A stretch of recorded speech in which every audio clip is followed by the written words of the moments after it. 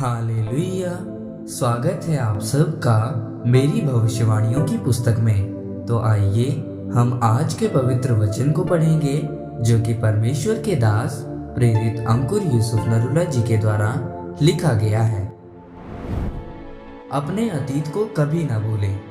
जैसा कि दूसरा शमूएल अध्याय 12 उसकी 7 और 8 आयत में लिखा है, तब नातान ने दाऊद से कहा, तू ही वो मनुष्य है। इज़राइल का परमेश्वर यहोवा यूं कहता है कि मैंने तेरा अभिषेक करके तुझे इज़राइल का राजा ठहराया और मैंने तुझे शाऊल के हाथ से बचाया। फिर मैंने तेरे स्वामी का भवन तुझे दिया और तेरे स्वामी की पत्नियां तेरे भोग के लिए दी, और मैंने इज़राइल और यहूदा का घराना तुझे दिया था, और यदि वो थोड़ा था तो मैं तुझे और भी बहुत कुछ देने वाला था। मेरे प्रियो, जब हम अपने अतीत को नहीं भूलते और याद रखते हैं कि हम अतीत में क्या थे और परमेश्वर की सेवा करने के बाद, परमेश्वर पर विश्वास करने के बाद कौन सी आशीषें हमारी जिंदगी में आई हैं और उसके लिए परमेश्वर के धन्यवादी रहते हैं, तो परमेश्वर आपको उससे भी बढ़िया आशीषों के साथ आपको आशीषित करता है। बाइबल बताती है कि दाऊद अपने अतीत को भूला। दाऊद एक भेड़ बकरियों को चराने वाला चरवाहा था। परमेश्वर ने उसे इज़राइल पर राज्य करने के लिए उसका अभिषेक किया। पर एक दिन आया कि दाऊद सांझ के समय राजभवन की छत पर टहल रहा था। वहां उसने बेतशिबा उरिया की पत्नी को नहाते हुए देखा और उसको बुलाकर उसके साथ सोया। तब परमेश्वर ने नातान नबी के द्वारा दाऊद को संदेश भेजा कि दाऊद, तू अपना अतीत क्यों भूल गया? तू भेड़ बकरियां चराने वाला एक चरवाहा था। मैंने तुझे भेड़ों को चराने से अपने पीछे इस मनसा से बुलाकर लेकर आया, और मैंने तुझे इज़राइल पर राजा ठहराया, और तू अपना अतीत क्यों भूल गया? तूने क्यों बेतशिबा के साथ व्यभिचार किया, और उससे भी बड़ा पाप कि तूने उसके पति उरिया को लड़ाई में मरवा दिया। तो परमेश्वर ने कहा कि तूने व्यभिचार किया, तलवार चलाई। अब तेरे घर में व्यभिचार होगा, तलवार चलेगी। और उसकी अपनी बेटी को उसके अपने सौतेले भाई ने भ्रष्ट कर दिया, और वहां उसके परिवार में तलवार चलना शुरू हुई। इसलिए जब आप अपने अतीत को भूलेंगे तो आप अपनी जिंदगी में गलती करेंगे, जिससे परमेश्वर आपसे नाराज होगा। जरा सोचें, अगर परमेश्वर अतीत में आपके साथ रहा और उसने आपको बहुत सी आशीषें दी हैं, तो परमेश्वर भविष्य में आपको कहां लेकर जाएगा?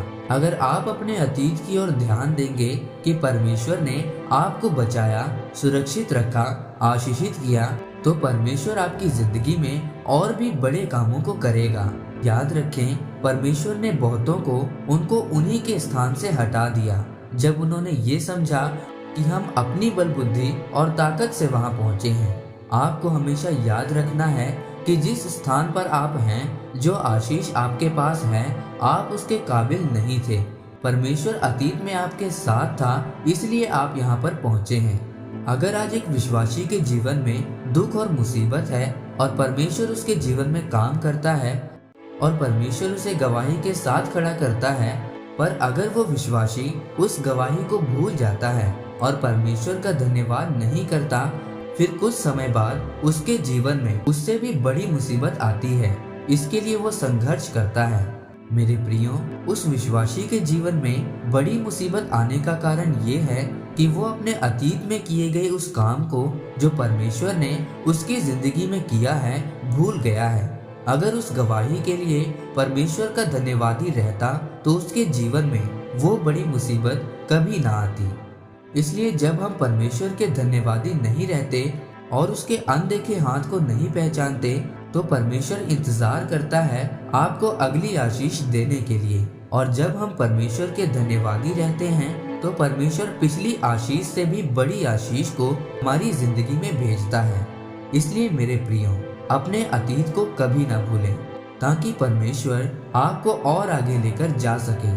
आपने हमेशा याद रखना है कि मैं क्या था, कहां से निकला था, और दाऊद की तरह अपने अतीत को नहीं भूलना, ताकि परमेश्वर आपको वो दे सके जो परमेश्वर ने भविष्य में आपके लिए रखा है।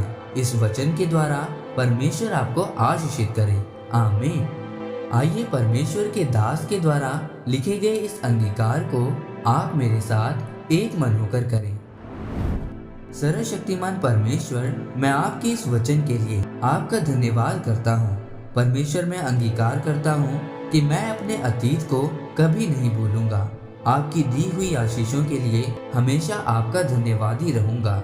प्रभु यीशु मसीह के नाम में आमीन। परमेश्वर आप सबको आज के वचन के ऊपर मनन करने के द्वारा आशीषित करें। आमीन।